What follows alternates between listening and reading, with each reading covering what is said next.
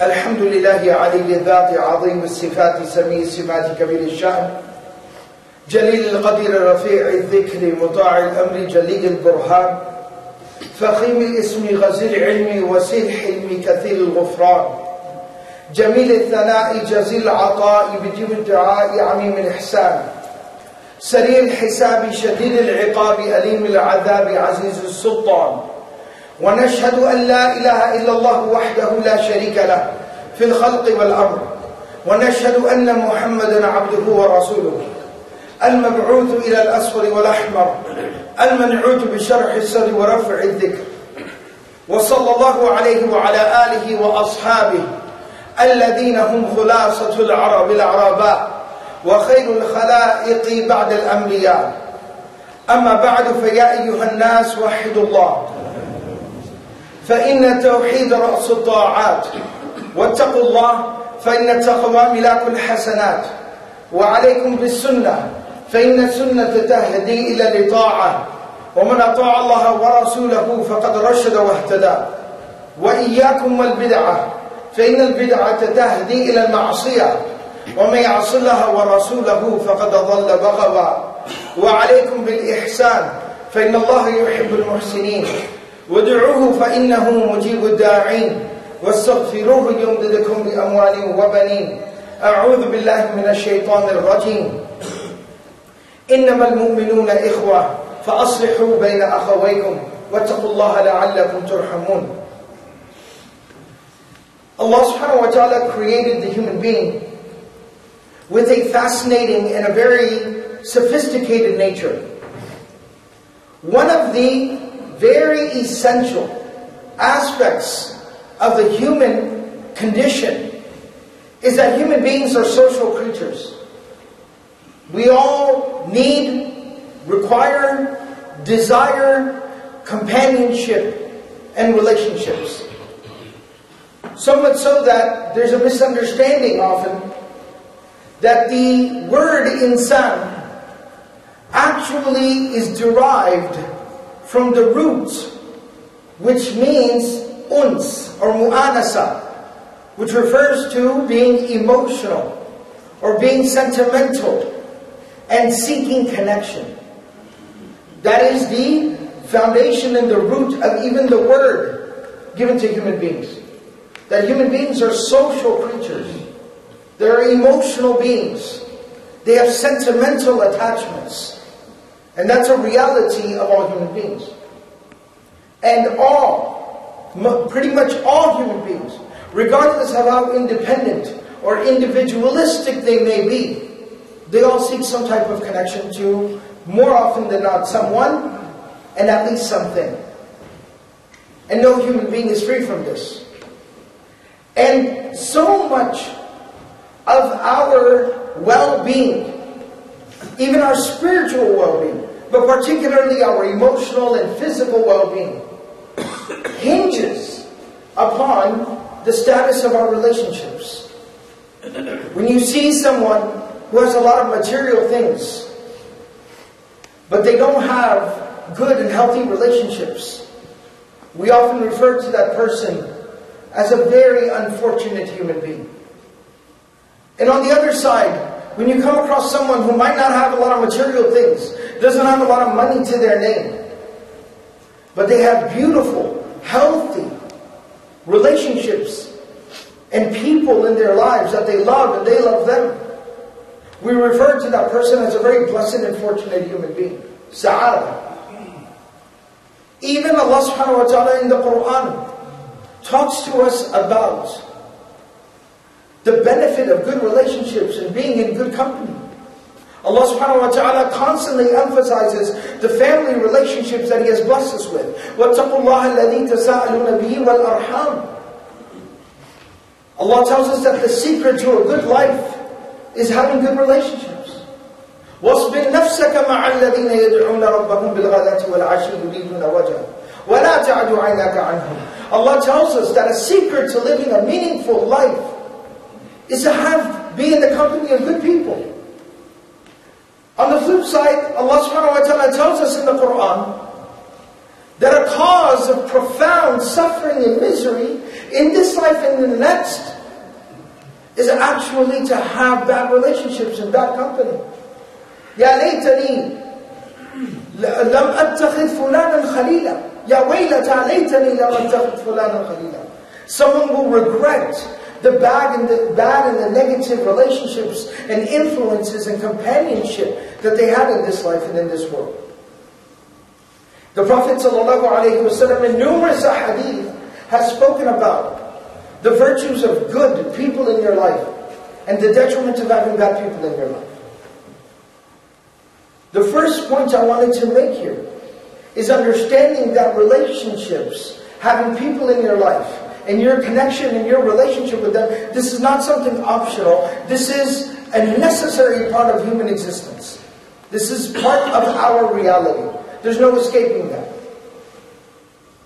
The second thing I want to talk about now, and that is to create some clarification. It's not necessary to have a relationship with everyone, or even a lot of people. One can be more selective in the relationships that they have, the friendships that they have, the connections that they have. And sometimes a relationship is optional. And if it goes bad, and people decide to go their own ways, that is also a reality that occurs within human beings. Allah subhanahu wa ta'ala speaks about talaq, about divorce, within the Quran for a reason. That very tragically and unfortunately, there might be someone's reality. But the third thing, and this is the crux of what I wanted to talk about here today, is that there are some relationships that we have that are not optional. At least not by default. There are exceptions to every rule, but as we teach our students all the time, we don't make rules out of exceptions. So for the general rule that there are some relationships that are not optional, I can't just opt out of it. I can't just choose to move on from it. What do I do when that kind of a relationship has reached a very difficult point? And we talk about the best case scenario. We talk about the ideal scenarios that everybody loves everybody, and families all get along, and friends are all fantastic with each other, but we know that that's not the reality. Part of the human condition is that there are ups and downs and highs and lows. So what do you do when there is a relationship that is necessary, like a parent and a child, or siblings, or spouses, or something of that nature, and that relationship has hit a difficult point? How do you recover? How do you get past that? How do you repair a difficult relationship? Because that's a very fundamental human need. That's something we all need. And our deen provides answers and solutions, and provides a systematic way to better a relationship that is in a difficult place. And that's what I'd like to talk about here. Is what are the steps that are given to us by Allah and His Messenger, sallallahu alaihi wasallam. The first thing the Prophet ﷺ talks about when two people who have a relationship, for example, my younger brother, that is a relationship I can't just opt out of. I can't just choose to no longer just acknowledge. He's my younger brother. He's my sibling. Dhawil Arham. So I need to fix that relationship. We had a disagreement. We had a falling out. We had an argument. I have to get past that. Now how do I get past that? The first step, the Prophet ﷺ says, وَخَيْرُهُمَا الَّذِي يَبْدَأُ بِالسَّلَامِ. The better of the two of them is the one who initiates the greeting. That might sound very simple, but it's very profound. What it's saying is that when you have a difficult moment with someone, the natural reaction oftentimes is that each person, after the initial conflict, each person goes their own way. And then there is a bit of a standoff. There's a bit of a standoff where both parties stay away from each other and don't want to see each other and don't want to talk to one another. But that's not sustainable. And that's not correct. And that's not acceptable. There's tension and we have to break that tension. We have to cut the tension. But how do we go about? First of all, how do we go about in doing that? Because someone might say that, well, we had a disagreement, what am I supposed to do? Just call the person up and say, Assalamu alaikum, how are you doing? Yes, that's exactly what we're supposed to do. We have all these pretenses built into our cultures where, no, that's awkward, or that's going to be weird, or that's going to be hard, or that's uncomfortable. Who cares? That's not a valid excuse. That's not a valid reason to not do that. In fact, if you actually were to think about it logically, what is so difficult, what is so awkward, what is so tragic about reaching out to someone that you say you love and telling them, Assalamu alaikum wa rahmatullahi wa barakatuhu. How are you? I love you and I miss you. If you truly love someone, what is so hard about saying that? What is so awkward about expressing that? People say, I don't know what to say. Allah has told us exactly what to say. Assalamu alaikum wa rahmatullahi wa barakatuhu. That's it. That's why the Prophet ﷺ says, just say salam. If you don't have the right words, at least say the salam. And then the second thing is, within that same point of re-establishing communication, what do you say and who should say it? And this is, what I'm going to say now is going to challenge some people's sensitivities. But that's not my concern here today. People's sensitivities are not my concern. And that is, we have these cultural expectations. We have these elements built into our culture where, well, he's younger than me, so he needs to reach out to me. And from an adab point of view, that is better for him to reach out, being younger. But look at what the Prophet ﷺ is saying. وَخَيْرُهُمَا, the better of the two. As we say it in English, the bigger of the two. And if I claim to be the older brother, in our culture a lot of times being older, or having the older position of relationship, being the father, being the brother, whatever it may be, comes with all rights and demands, but rarely do we focus on the responsibilities that it comes with. If I truly am an older brother, a big brother, then I should be willing to teach my younger brother that, listen, baby brother, listen, little brother, when people have disagreements, this is how they handle disagreements. Assalamu alaikum. How are you? I miss you. But we only make being older or being bigger. We only make being bigger or being older about the demands I make, the respect I deserve, but never about the generosity that I should display, the kindness that I should show, how I should lead by example. Nobody is greater in status amongst human beings. Nobody is greater in status than the Prophet ﷺ. Nobody. The Prophet ﷺ deserves more respect from me than even my own father does. And the Sahaba say we never could beat the Prophet ﷺ in saying salam. He was always the first one who said salam. Because he was truly better. Because he truly was bigger. The second thing the Quran tells us, and this relates to a specific moment in the life of the Prophet ﷺ, that I won't go into the details of historically, but I would like to summarize here and talk about the lessons. In the 3rd year of Hijrah, the 16th year of the Prophet ﷺ's mission, the Battle of Uhud occurred outside of Medina. The Prophet ﷺ appointed a group of companions to watch the back of the Muslim army, to not let the enemy come from behind and attack them from behind. He said, watch this. He positioned them on a mound, on a hill, Jabal al-Rumat, and he said, do not move from here. Do not move from here unless I come and get you or you die on this hill. Don't move from here. And to summarize the story, they moved. They moved from there. They didn't listen. We're not criticizing them because Allah forgave them, but the fact of the matter is, they moved. They didn't listen.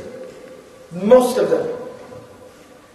And because of that, a tragedy unfolded. The enemy did attack from behind, and many companions were killed and martyred, shaheed, including the uncle of the Prophet ﷺ, which caused him so much pain. Think about how angry and upset you would be with somebody who directly disregarded your instruction, and then you suffered such tragic losses because of it. Let me give a simple example, a much smaller example, to illustrate the point. Again, if I tell my younger brother, he's staying in my house, I tell him, lock the door. Whatever you do, make sure you lock the door when you leave. And when he leaves, he doesn't lock the door. And when I come home later that day, somebody went into my house and stole everything. How furious would I be with him? And how we would all think I'm justified in how furious I am with him. These people, what happened here was so much worse. People died. Things were not stolen. People died. And what did Allah subhanahu wa ta'ala say to the Prophet sallallahu alaihi wasallam? فَبِمَا رَحْمَةٍ مِّنَ اللَّهِ لِنْتَ لَهُمْ. Channel the mercy of God and be soft and gentle with them. وَلَوْ كُنْتَ فَظًّا غَلِيظَ الْقَلْبِ لَانْفَضُّوا مِنْ حَوْلِكَ. If you are harsh, if you are hard on them, then you'll break them. They'll leave you. They'll disperse. So now how do you mend this relationship that is in a difficult place? 3 things. After the first step of re-establishing communication, there are 3 more. Number 1, فَعْفُ عَنْهُمْ. Let it go. Let it go. As long as that person understands what they did is wrong, and the Sahaba did in that situation, if my brother accepts, I'm sorry, I should have locked the door. Now, move on. We have an expression in English, we call it beating a dead horse. And if you actually kind of visualize what it would look like if you saw a dead animal on the ground and someone is standing there just beating a dead animal, think about how pointless, how mindless, how just preposterous that is. That's exactly what the expression means. Once I've said, you didn't lock the front door, and he says, I'm sorry, I didn't lock the front door. Now we're done. Now for me to keep berating him, and keep bringing it up, and keep hanging it over his head, is no different than somebody standing outside just beating a dead animal. فَعْفُ عَنْهُ. Move on. The next step, number 3, وَاسْتَغْفِرْ لَهُمْ. Now pray for them. Make dua for that person. In a sincere way. Not the kind of dua that is just another way to just shame the person. Where in front of the person, in public, you say, may Allah guide you. Allah yahdik. Allah yahdik. No. Not that kind of dua where you're just insulting the person. You're using the dua to insult the person. No, sincerely. When you are alone at night and you're making dua before you go to bed, before you go to sleep, or after you pray your salah, you say, oh Allah, have mercy on him, forgive him, guide him. Sincerely make dua for that person. That shows genuineness and sincerity. And then the 4th step, the Quran says, وَشَاوِرْهُمْ فِي الْأَمْرِ.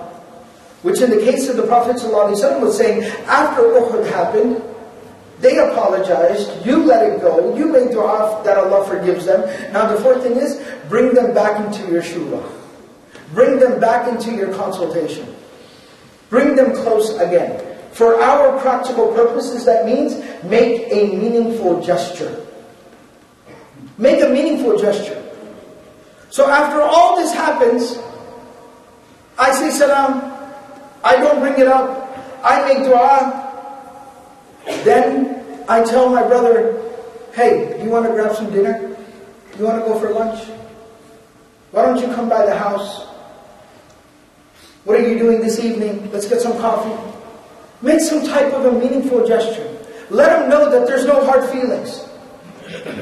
Try to replace that bad moment with a good moment, with a good experience, with a good memory. إِنَّ الْحَسَنَاتِ يُذْهِبْنَ السَّيِّئَاتِ. That relates to the rewards of deeds, but it has a very profound meaning. That following up even difficult moments by building good memories will help to strengthen your relationship. And if we're able to follow this particular formula, given to us within the Quran and the guidance of the Prophet ﷺ, look, we all have someone in our lives that we've had a bad experience with. And if we've had one bad experience, even though we pray that Allah subhanahu wa ta'ala makes all of our relationships, our friends and our family, all of our relationships healthy and good, the fact of the matter is, the truth of it is that we're probably going to have another difficult moment down the road somewhere. Disagreements and ups and downs will always happen. But it's about how we react and how we handle that. And that's the practical function of the deen, our religion, Islam within our lives. That it's not just rhetoric. It's not just lip service. It's not just theory. It's not just something we talk about. But it's something that we actually live by. And these are the 4 steps Allah and His Messenger ﷺ give us to repair our relationships. Is first of all, re-establish communication. Number 2, don't beat the dead horse. Move on. Have the ability to move on. That shows weakness of character, not being able to move on. Number 3, make dua for them sincerely, privately, between you and Allah.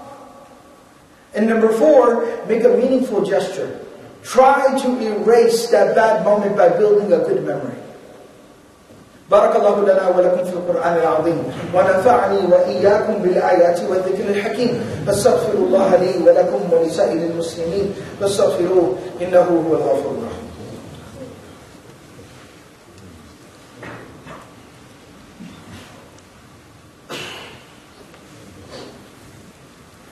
الحمد لله رب العالمين والعاقبة للمتقين والصلاة والسلام على سيد المرسلين وعلى آله وصحبه ومن تبعهم بإحسان إلى يوم الدين. So to conclude, may Allah subhanahu wa ta'ala preserve and protect our families. May Allah subhanahu wa ta'ala better our relationships. May Allah subhanahu wa ta'ala grant us good people within our lives. And may Allah subhanahu wa ta'ala allow us to be able to better the relationships that are strained and are suffering in our personal lives.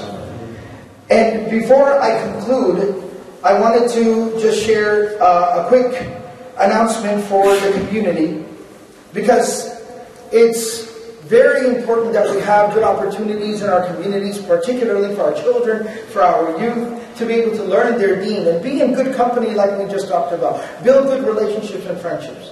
So alhamdulillah, here at the Islamic Society of Arlington, Texas, at the Central Masjid, they've organized a youth camp for ages 12 to 17, inshallah, next weekend, March 8th through the 10th. So inshallah, it's going to be a very good opportunity for our kids, our youngsters, our youth, our young adults, our teenagers, to be able to learn their deen and be in good company, inshallah. There will be older brothers and sisters and mentors that will be there with them. They will be praying together, having fun together, learning together. Even some of our imams and shuyukh will be stopping by to give them some good advice and some good lessons, inshallah. There will be registration tables outside after Salatul Jumu'ah. If you have younger siblings, children, anyone in your friends and family that fit that age group, inshallah, please stop by, get the information, sign them up. These opportunities are very important and they are too far and few between. May Allah subhanahu wa ta'ala preserve our youth. May Allah subhanahu wa ta'ala preserve our families. May Allah subhanahu wa ta'ala better our relationships. May Allah subhanahu wa ta'ala make the Quran the guiding light within our lives. May Allah subhanahu wa ta'ala adorn our lives with the sunnah of the Prophet sallallahu alayhi wa sallam. Allahumma izz al-Islam wal-Muslimin. اللهم انصر الإسلام والمسلمين. اللهم اهدنا واهد بنا واجعلنا سببا لمن اهتدى. اللهم أعنا على ذكرك وشكرك وحسن عبادتك. اللهم أحسن عاقبتنا في الأمور كلها وأجرنا من خزي الدنيا وعذاب الآخرة. اللهم وفقنا لما تحب وترضى. وصلى الله تعالى على النبي الكريم. قال الله تعالى: إن الله يأمر بالعدل والإحسان وإيتاء ذي القربى وينهى عن الفحشاء والمنكر والبغي يعظكم لعلكم تذكرون. اذكروا الله يذكركم وادعوه يستجب لكم ولذكر الله أكبر والله يعلم ما تصنعون. أقم الصلاة. الله أكبر الله أكبر.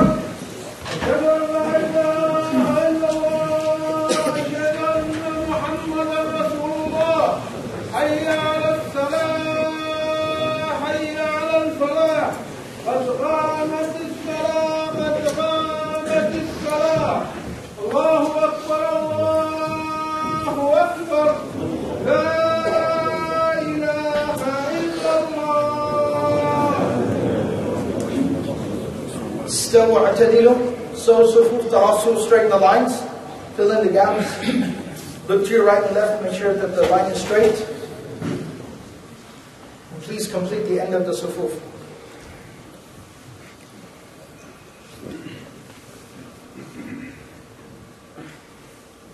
Allahu Akbar.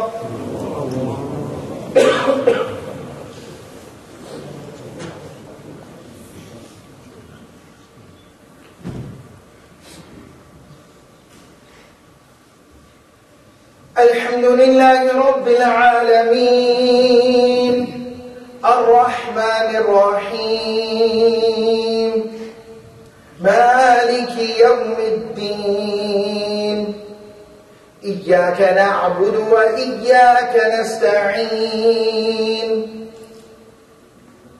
اهدنا الصراط المستقيم صراط الذين أنعمت عليهم غير المغضوب عليهم ولا الضالين.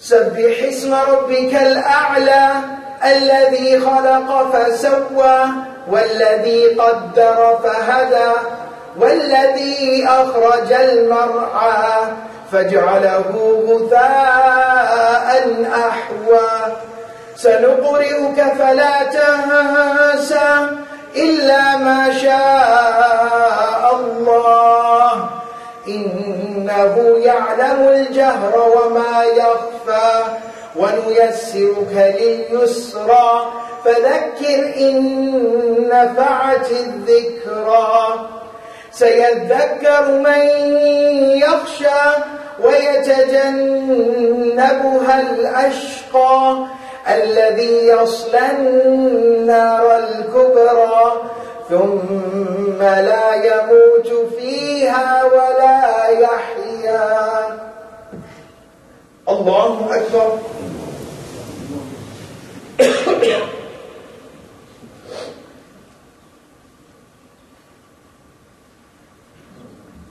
سمع الله لمن حمده.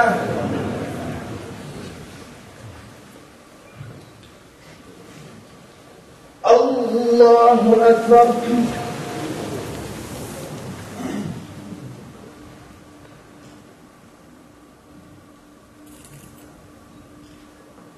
الله أكبر.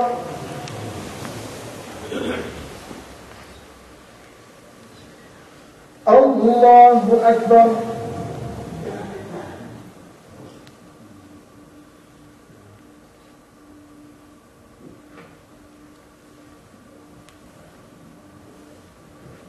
الله أكبر. الحمد لله رب العالمين الرحمن الرحيم مالك يوم الدين إياك نعبد وإياك نستعين اهدنا الصراط المستقيم صراط الذين أنعمت عليهم غير المغضوب عليهم ولا الضالين.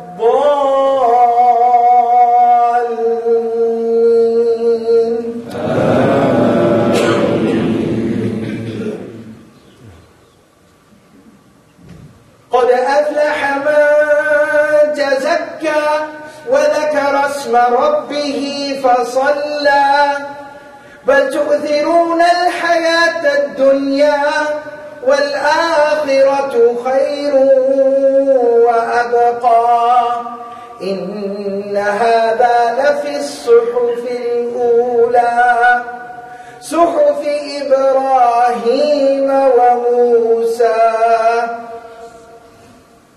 الله أكبر.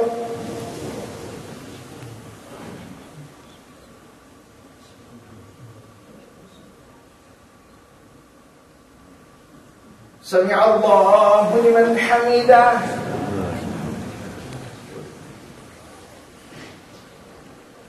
الله أكبر.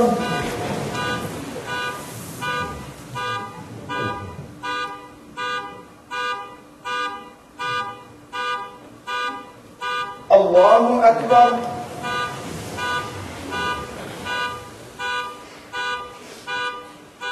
الله أكبر.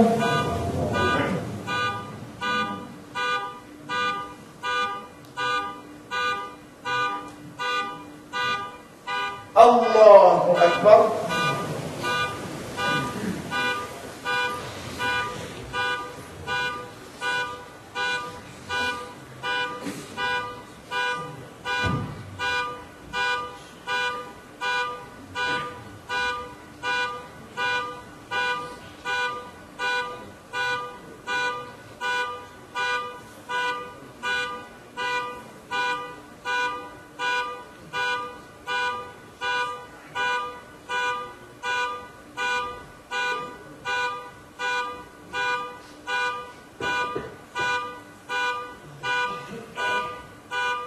السلام عليكم ورحمة الله.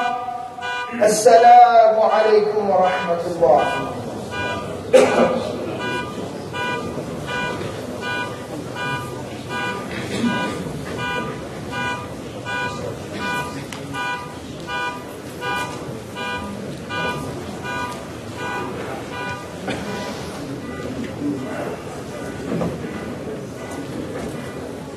بسم الله الحمد لله والصلاة والسلام على رسول الله. السلام عليكم ورحمة الله وبركاته. جزا الله خير Sheikh Abdul Nasir, this beautiful man, جزا الله خير.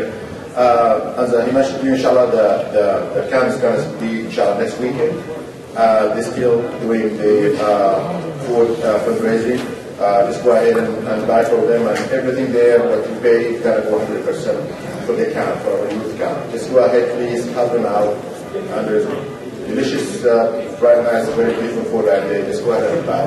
Regarding the parking, over and over, keep reminding you, please do not park on the entrance or the exit. Please do not park and entrance on the exit, because if there is any any emergency happening, so leave that is open, and it's illegal to do that. If the fire department come or the police, they're going to give you a ticket, and it's not good. Please just come early or go in the back. We have a park in the back, enough space. Just park in the back, inshallah ta'ala.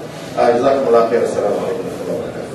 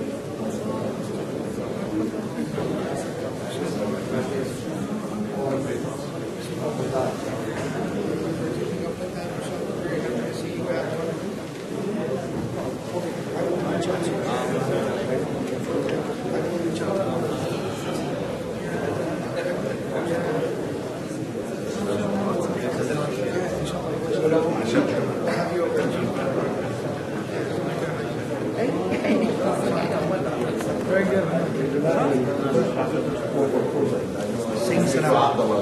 Sing salam.